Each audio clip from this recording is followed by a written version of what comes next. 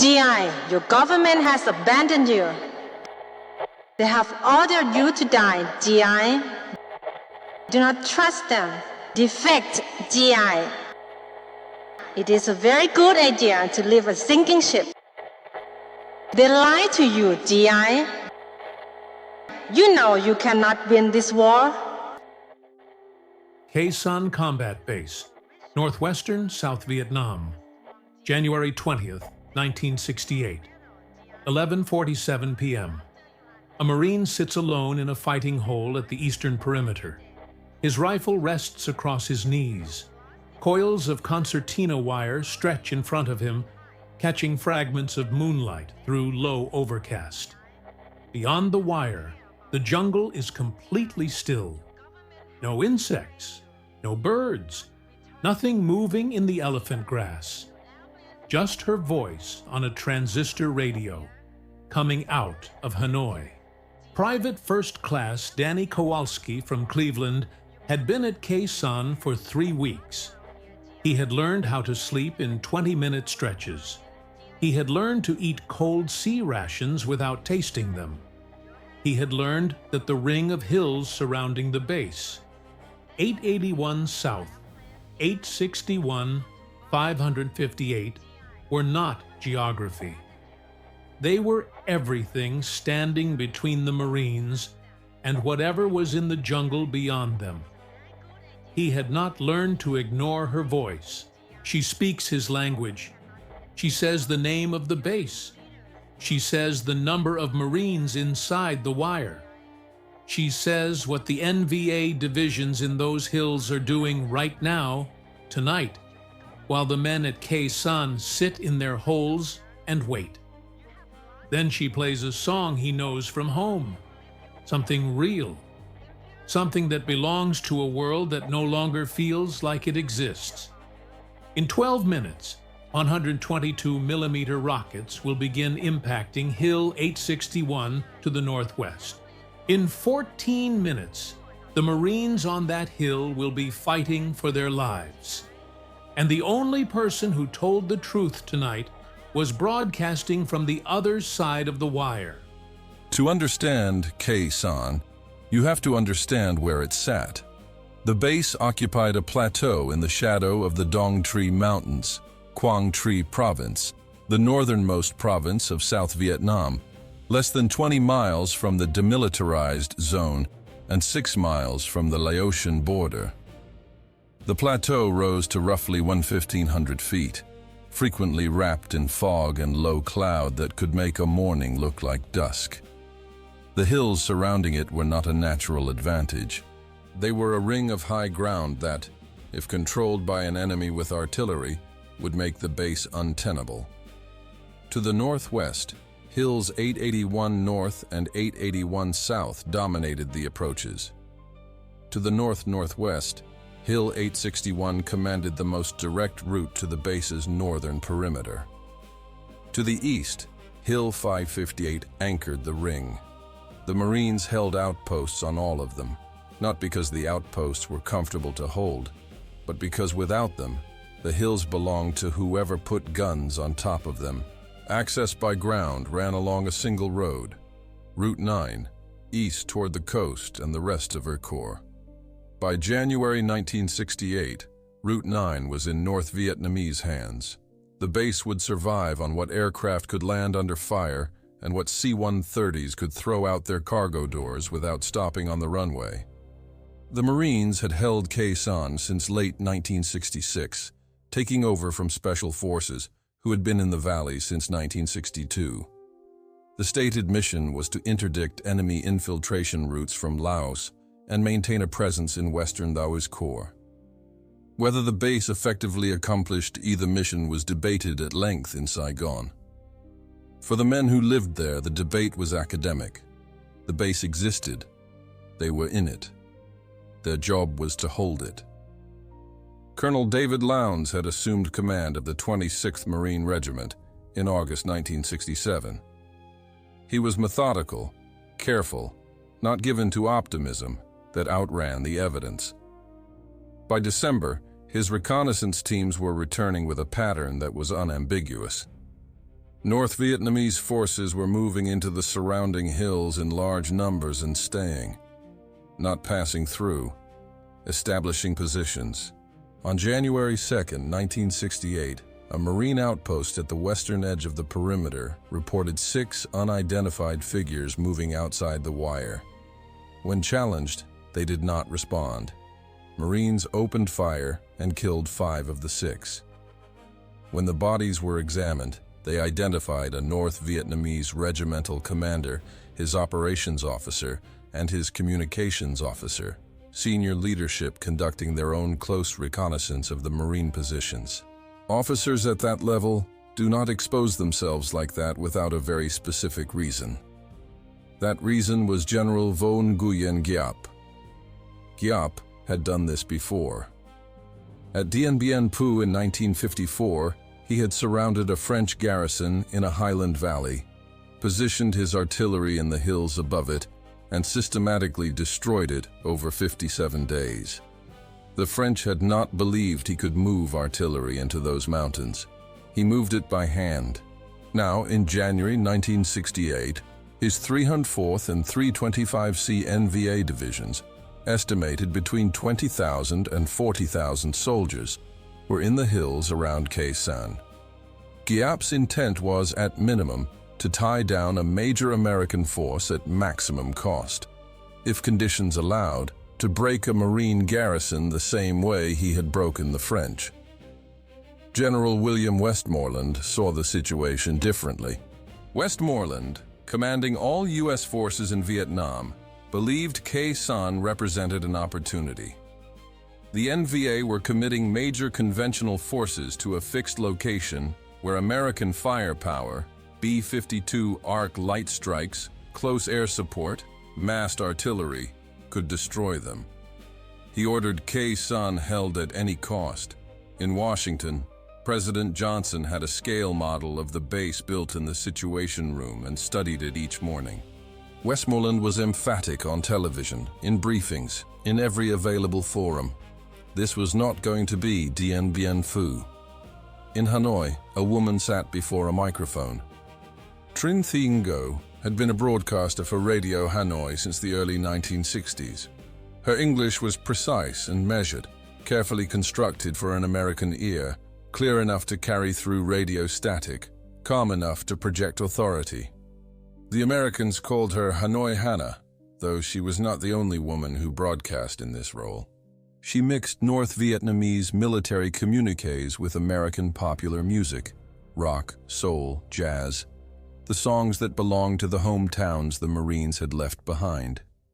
She would play a song, then return and talk about what was happening at Khe Sanh. She mentioned unit designations, supply problems, the condition of the runway. She said things that were specific enough to register and too precise to be random. The official word inside the base was, "Don't listen. Propaganda works by being heard." Private First Class. Danny Kowalski from Cleveland listened every night. So did Corporal Ray Mendez from San Antonio. Most of the men in their fire team had found a transistor radio before the siege closed the wire and kept it in their fighting hole. They wouldn't have said she was demoralizing them. They would have said she played songs from home, and sometimes, in the fog-wrapped silence before dawn at Khe Sanh, a man needed that more than he needed anything else. And sometimes, she said things that turned out to be true. The attack was coming. She had been saying so for weeks. The men cleaned their weapons and looked at the wire and listened to a woman in Hanoi tell them exactly what was about to happen. Not all of them believed her. All of them kept listening. The siege began in the pre-dawn hours of January 21st, 1968. Just after midnight, rockets and artillery shells began hitting Hill 861 without warning. Marines from Kilo Company, 3rd Battalion, 26th Marines, spread across a hilltop outpost in the jungle northwest of the base, took the initial barrage with no preparation. A full-scale ground assault followed within minutes. NVA infantry came through the wire at multiple points. The fighting was immediate and close. By morning, the Marines had held the hill, but 6 of them were dead, and the wounded numbered into the dozens. At 05:30, the main base received its own barrage. 82mm mortar rounds and 122mm rockets hit the runway, the command post area, and the ammunition storage point in rapid sequence. A major ammunition dump took a direct hit. What followed was not a single explosion, but a chain reaction, each stored round cooking off, the process lasting for hours, columns of smoke rising from the plateau and visible from far beyond the valley. A fuel storage area was also destroyed. Route 9 was already closed. The base had now lost a significant portion of its ammunition stockpile on the first morning of the siege. Colonel Lowndes ordered immediate damage assessment and worked the resupply problem. The Fire Support Coordination Center, Lieutenant Colonel John Mitchell's 1st Battalion, 13th Marines, executed pre-planned fires on the surrounding approaches. 3 Marine batteries of 105mm howitzers opened on registered targets. The 155mm battery and the 4.2-inch mortar battery added weight to the fires. 4 batteries of Army 175mm guns from Camp Carroll and the Rock Pile, miles to the east, reached into the NVA positions with long-range fires. The base hit back hard, but the artillery could not answer what was happening with shovels. Within the first week, North Vietnamese engineers had extended approach trenches to within several hundred meters of the perimeter wire on the eastern and southern sectors. The technique was methodical and unmistakable, a formal siege approach, the same pattern that had closed the ring at Dien Bien Phu 14 years before. The NVA were not attempting a single overwhelming assault. They were advancing by inches, at a pace the Marines could watch and could not stop without exposing the infantry that held the line. Every day brought the resupply problem. C-130 Hercules aircraft attempted landings on the 3,900-foot runway under continuous fire. The NVA gunners had the strip fully ranged. Pilots came in hard and fast, dropped cargo pallets through open rear doors at speed, and accelerated back off the runway before the mortar crews could adjust. Some aircraft made it clean. Some did not. When a transport was hit, it was pushed aside and the wreckage became part of the landscape, another feature of a base that was slowly being absorbed by its own siege. The B-52 arc light strikes ran continuously, an average of 45 sorties per day, dropping ordnance on the hills surrounding the base, producing the sustained low tremor through the plateau that became the constant ambient sound of Khe Sanh. The confirmed NVA body counts accumulated in the records. The approach trenches kept advancing, and every night after midnight she came back. She talked about the siege with the measured precision of someone with access to information she was not supposed to have. She talked about the ammunition dump. She talked about the runway and the resupply problem. She said the regiment's designation. Some of what she said was general, the language of Radio Hanoi, designed to erode rather than specifically inform. But enough of it was precise that men in the fighting holes began paying attention in a different way. Not for the music, not just for the familiar voice, but for what she might know about what was coming next. The music was every night. Rock, soul, jazz, songs that belonged to places far from Quang Tri province, to summers and record stores, and people who did not know where Khe Sanh was.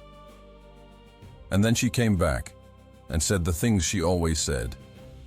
The base was surrounded, Route 9 was closed, no relief was coming overland, and history would decide who had been right about this plateau. If you found this channel, we share something in common, a belief that these stories are too important to be forgotten. Every video here is built from declassified records and first-hand accounts. Subscribe and join a community that honors these men the right way. Danny Kowalski had stopped trying to explain why he still listened. Ray Mendez kept his transistor at the bottom of his pack but took it out every night after midnight. Neither man talked about it during the day. She had been talking about Lang Vei for 3 days when the tanks came through the wire. The Special Forces camp at Lang Vei sat 8 kilometers northeast of the Laotian border, on Route 9, 6 miles southwest of Khe Sanh. Captain Frank Willoughby commanded Detachment A-101, 5th Special Forces Group, 12 Americans working alongside a Vietnamese Special Forces contingent and a camp strike force of roughly 500 civilian Irregular Defense Group soldiers, most of them Montagnard fighters, who had been trained and equipped through the CIDG program. Lang Vei was exposed and isolated, but it had held through the first 2 weeks of the siege. Willoughby had his artillery registered. He had his defenses set. He had a reinforcement plan on paper that included 2 rifle companies from the 26th Marine Regiment at Khe Sanh, prepared to move on short notice. On the night of February 6, 1968, the reinforcement plan met reality.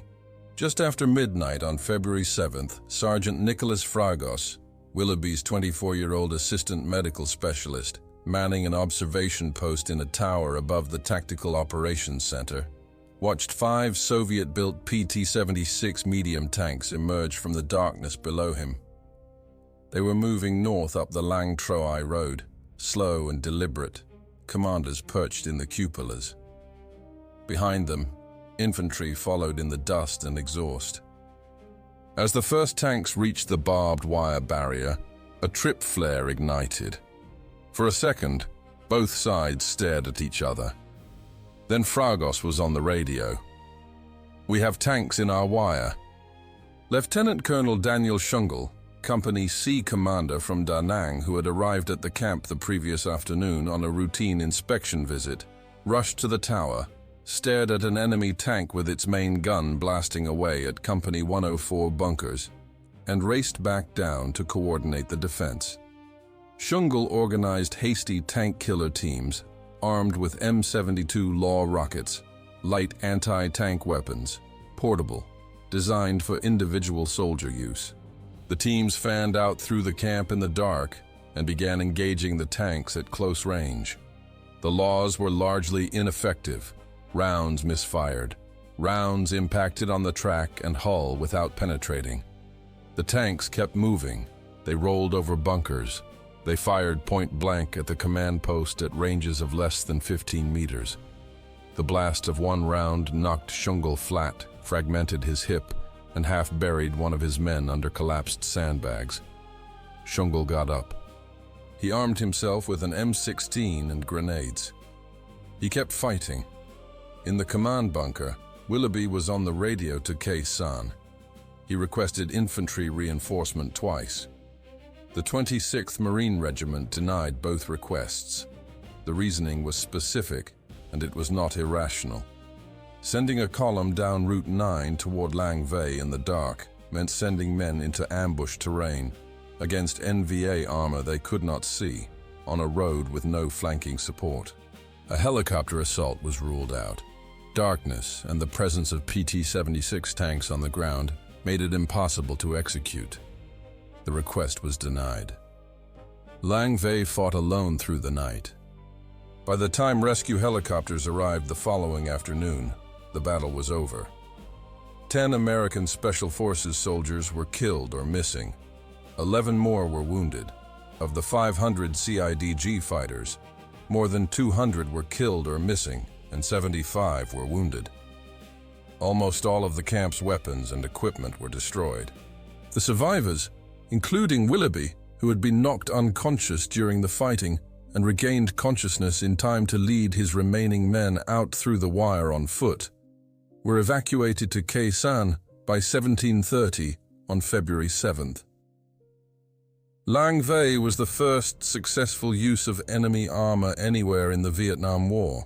Colonel Lowndes received the survivors at the Khe Sanh perimeter, took their weapons, and held them in a screening area outside the wire. He knew that in the chaos of the evacuation, enemy agents could have entered the group. He could not allow an unscreened crowd through the gate of a base already under siege. The news moved through the base the way all news moved at Khe Sanh, from hole to hole, before the official briefings. That night, Radio Hanoi came on at the regular time. She talked about Lang Vei. She'd been talking about it for 3 days, specific enough that men had noted it, not specific enough to have triggered an official warning. Now the camp was gone, and the PT-76s were documented, and her words from 3 days ago were sitting in the back of minds that had spent 3 weeks deciding how much weight to give her. She said the same capability was available for Khe Sanh. She played a song after that, something slow. Then she signed off for the night. In the fighting holes around the perimeter, men cleaned their weapons in the dark and thought about what it looks like when 11 tanks come through the wire at midnight with nothing that can stop them. And somewhere in the hills to the north, in the trench systems that had been advancing toward the perimeter since January 21st, the NVA 304th Division was still moving. February at Khe Sanh was not a single battle. It was 72 hours of crisis, followed by 48 hours of grinding attrition, followed by another 72 hours of crisis, repeated until the pattern became the baseline, and the baseline became the closest thing available to normal. The incoming never fully stopped. Days with fewer rounds became the good days. A morning without a major barrage was something approaching relief, which meant the measure of relief was the simple absence of catastrophe, not anything that resembled safety. Men marked time not by dates but by how many rounds hit the runway, how many resupply aircraft made it in without taking damage, how many wounded were stacking up at the landing zone waiting for a weather window that would allow medevac. The fog came in from the hills most mornings and turned the base into a gray, featureless landscape of mud and bunkers. Bunker improvements were continuous and urgent. A 122mm rocket hit a standard sandbag position, and the position was gone. Marines added layers of sandbags, recovered steel planking from aircraft wreckage on the runway, scrounged timber from destroyed supply pallets, and built overhead protection by hand in the hours between incoming. The work was never finished, because each round that landed near a position created new requirements. Sleep came in pieces. Men went days without standing fully upright. Rat populations inside the wire grew substantial enough that the rodents competed openly with the Marines for sea rations. The B-52 arc light strikes ran on a continuous cycle, an average of 45 sorties per day from aircraft based at Andersen in Guam, each strike laying a carpet of bombs across a grid square of jungle surrounding the plateau.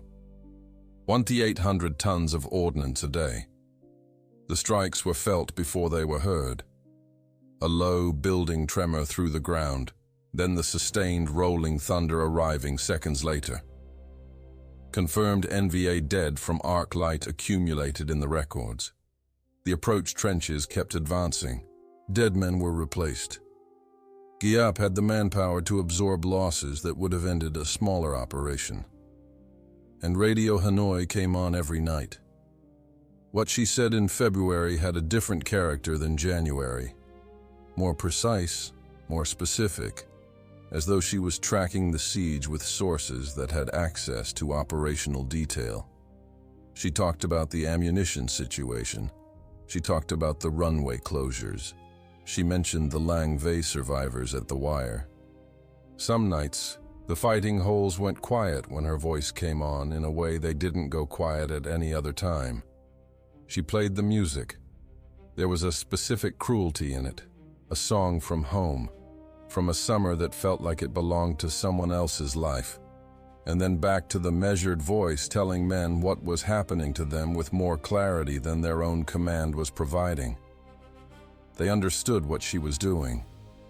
They listened anyway. What happened next took less than 4 minutes. On the night of February 29th, U.S. intelligence detected North Vietnamese forces massing to the east of the base in volume. The Fire Support Coordination Center called for immediate saturation of the enemy's route of march before they could close on the perimeter. Every available artillery battery opened simultaneously.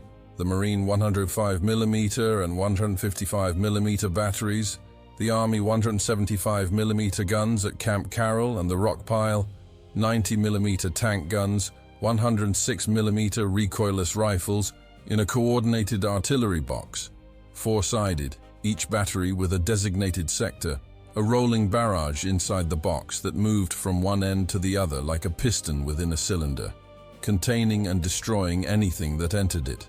B-52 arc light strikes added to the concentration. Tactical aircraft worked the surrounding approaches. 3 separate ground assaults came in that night, at 21:30, 23:30, and 03:15. None of them reached the perimeter wire. When Marine patrols went out in the morning, they found 78 enemy bodies in the assault trenches, some still in their firing positions, killed by artillery airbursts that fragmented downward through the overhead cover. Montagnard people in the surrounding hills later reported finding between 200 and 500 NVA bodies stacked along the approach trails, killed on the march before they ever reached the wire. The largest single-night assault of the siege had failed completely. The Army called it a victory. The men in the bunkers called it Tuesday. He would think about that morning for the rest of his life.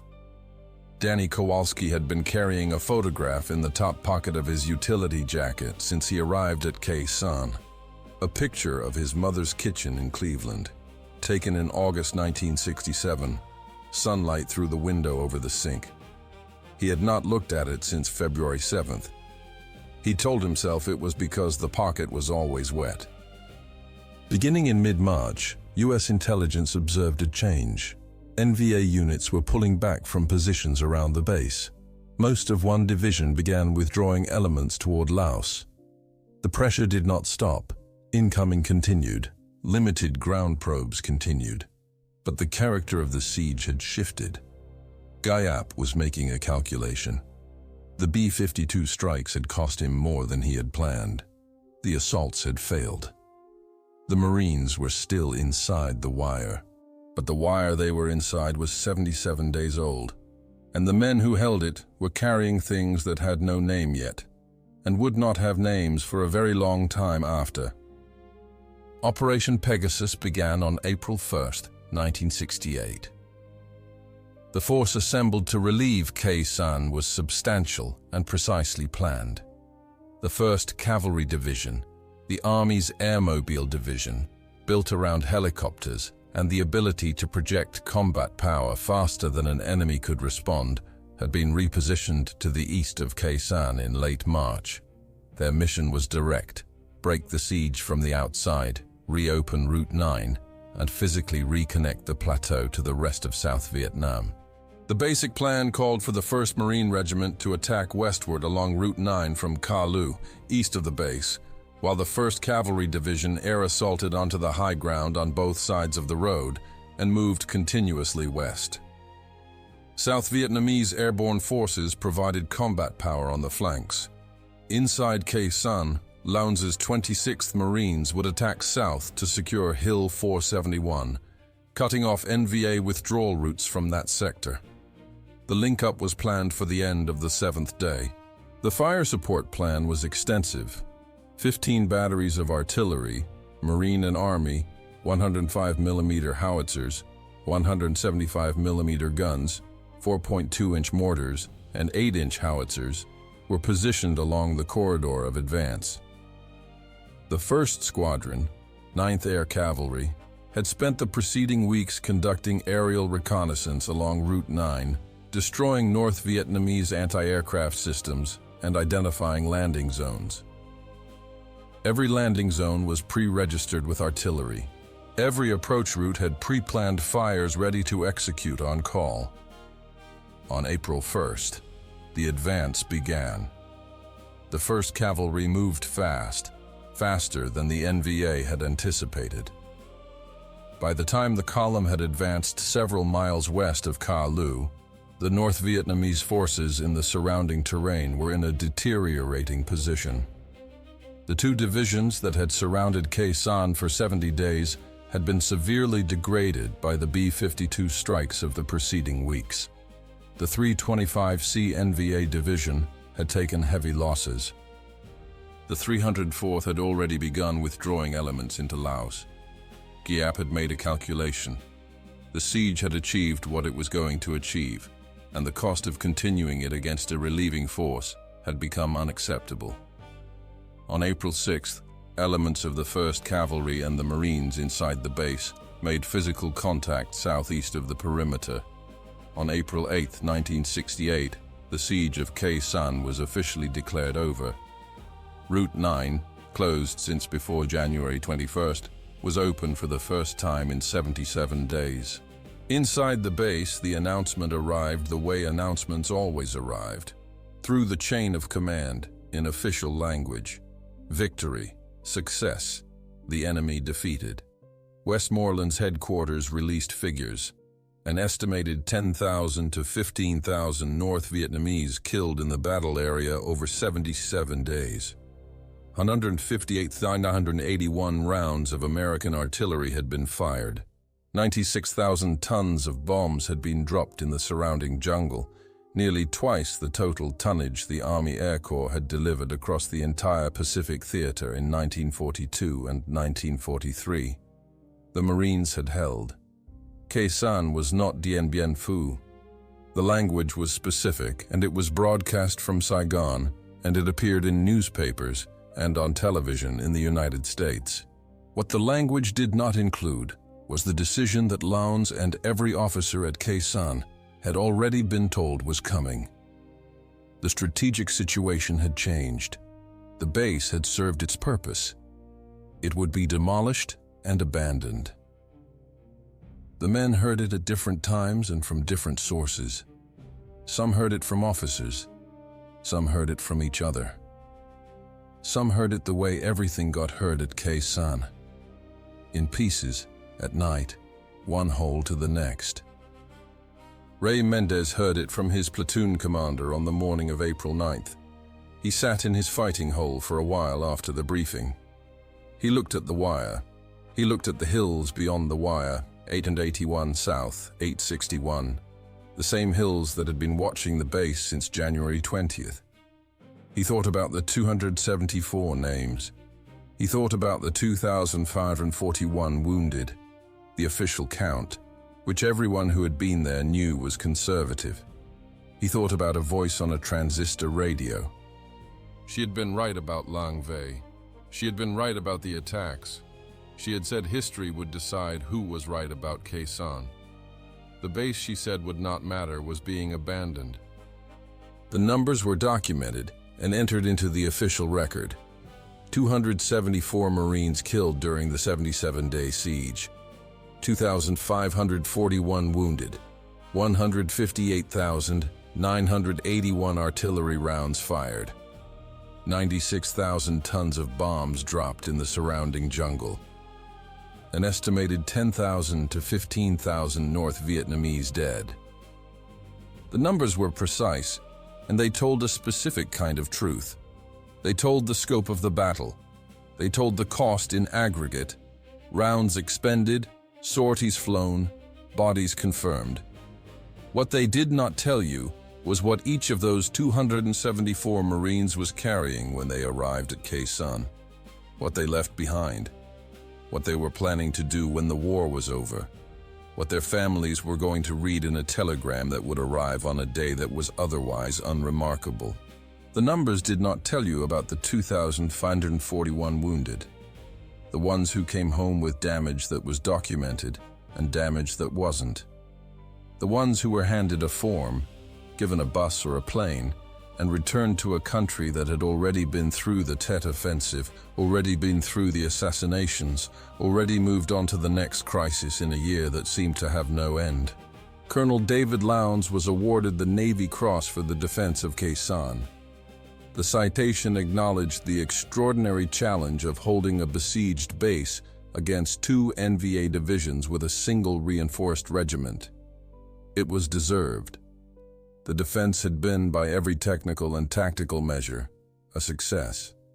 The artillery coordination had worked. The B-52 strikes had worked. The perimeter had held against the largest single-night assault of the siege. Lowndes had done what he was ordered to do. What the citation could not document was what it cost the men who did it. Danny Kowalski left Khe Sanh in early April, his 13 months in Vietnam complete. He came back to Cleveland on a Tuesday in late April 1968. His mother made dinner. His brother asked questions about the war that Danny answered with short answers that weren't really answers. He put the photograph back in its frame on the kitchen windowsill, the one he had carried in his top pocket for 77 days at Khe Sanh, through fog and incoming and the voice from Hanoi. And the sunlight came through the same window, and the kitchen looked exactly as it had in the picture. He didn't sleep through a single night that first month home. He didn't tell anyone that. Ray Mendez came home to San Antonio in June. His family had a party. His father, a Korean War veteran who had served with the Army in 1952, shook his hand and said he was proud of him, and then went quiet in the way that veterans go quiet around other veterans, recognizing something without naming it, leaving it alone. Mendez would not talk about Khe Sanh for 11 years. In July 1968, 3 months after the siege was declared a victory, the 26th Marine Regiment finished the demolition of Khe Sanh Combat Base. The runway was broken up, the bunkers were knocked down, the wire was removed. What could not be taken was left to the jungle. The plateau where the Marines had died and held and been promised that what they held mattered was returned to the hills without ceremony. By the end of 1968, the jungle had reclaimed most of it. General Westmoreland had rotated out of Vietnam in June, returning to Washington as Army Chief of Staff. He would later write that the decision to abandon Khe Sanh was made under his successor and did not reflect the strategic logic of the siege itself. The base had served its purpose. The mission had been accomplished. In the fighting holes that no longer existed, that reasoning had to carry a long way. She had said history would decide who was right about Khe Sanh. The men who held it came home to a country still in the middle of that argument and found they were expected to stop having it, or at least to have it quietly, in a way that didn't inconvenience anyone. Most of them tried. The base was gone by the end of July 1968. Not forgotten, gone. Physically demolished by the men who had held it. The runway that C-130 crews had run at speed for 77 days, dropping supplies and lifting off under mortar fire without stopping, was broken apart. The bunkers that had been built and rebuilt and layered with sandbags and reinforced with salvage steel were knocked down. The concertina wire, the wire that had defined the difference between inside and outside for every man who lived that distinction, was taken down. The plateau in Quang Tri province was returned to the hills. What remained was what always remains when the official language is finished with a battle: the men who were there. Some came back and found that the country had moved on. The arguments about Vietnam had moved to the next set of arguments. The news cycle had moved to the next crisis. The men from Khe Sanh returned to families who had been frightened for them and were now relieved and wanted very much for things to go back to normal. Normal was the goal. Normal meant not describing what the inside of that plateau had been like for 77 days. Normal meant the photograph back in the frame and the nights you got through somehow, and the things you didn't say because there was no one to say them to. The wait was real. It had no official name. 274 families had received telegrams. The other 241, the ones who came back with bodies and minds that were not quite what they had been before, came back to a country still arguing about whether the war was worth it. The men at Khe Sanh never got to stop having that argument. Not really, not inside. By every technical and tactical measure, the 26th Marine Regiment had accomplished what it was ordered to accomplish. The base held. The garrison did not fall. The NVA did not overrun the perimeter. Westmoreland had been right that it was not Dien Bien Phu. He was right in the most precise and limited sense available. The Marines held and the Marines came home, and then the base came down. There is a specific kind of weight that belongs to a man who held something at great cost and was then told the thing he held no longer needed to be held. It is not the same as defeat. It is harder than defeat in some ways, because defeat has a name and a shape and a place in the story. This does not. This is something that sits in a man's chest for years without a word for it. The fog and the incoming, and the 77 days and the voice from Hanoi that said what command would not say, and the base that proved her right 3 months after the victory speech. Trinh Thi Ngo continued broadcasting from Radio Hanoi for years after Khe Sanh. She would outlive the war, outlive the century. When American journalists finally found her and asked her about the broadcasts, about the men she had spoken to every night in the dark, she said she had simply told the truth as she understood it and played the music they wanted to hear. The men in the holes had known that. They had listened anyway. What you just watched happened. The names are different. A lot of men came home from a place like Khe Sanh carrying things that didn't have a name yet. The nights that wouldn't end right. The distance that grew between them and everyone they'd come back to. Family, people who loved them, who tried hard and still couldn't reach whatever was on the other side of those 77 days. The anger that came out sideways, at the wrong times, at the wrong people. The bottle that made the noise quiet down for a while. That weight is real. It lives in real houses, in real families, in real men who held positions that were later abandoned and never received an explanation that covered the cost. If any part of that sounds familiar, if you're living it or watching someone you love live it, the description of this video has resources, real ones. You don't have to keep carrying it alone.